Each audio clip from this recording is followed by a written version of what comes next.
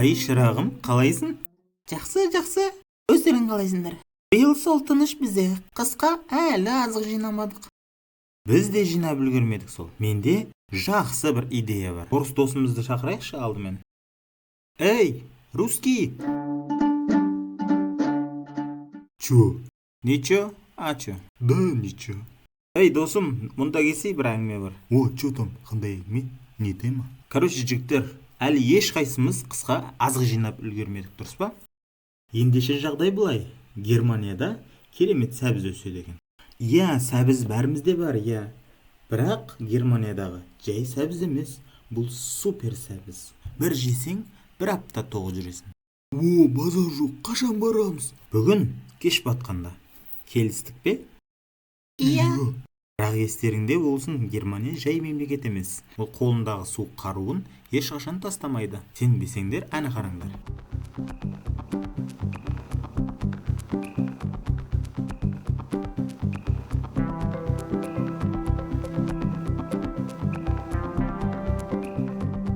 Дай-ка, я тоже посмотрю.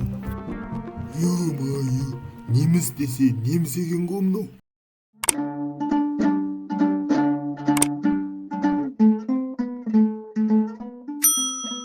Болды, тұрыңдар, кеттік.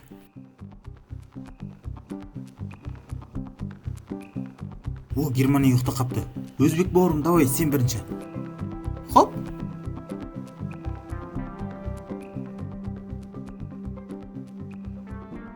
Ой, пырмай пысық төртеу әкетті. Ал орыс досым, ты следующий. Хорошо. Бізге де қалдыр. Да, еще немного. Тіке елге қайтыңдар, бұрылып кетпей. Так, енді мен, оянып кетпесе болар еді. Ойбай. Оң баландар, қайтарыңдар сәбіздерімді. Білейін, қайда тығылам? Каспий теңізіне тығылам. Қайтем енді. Мынау қуама тұншыға өледі ғой қазір.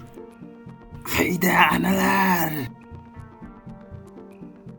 Эй, казах, ты сейчас умрешь. Сюда. Қап, мынау суда екенімді неменеге айтып отыр?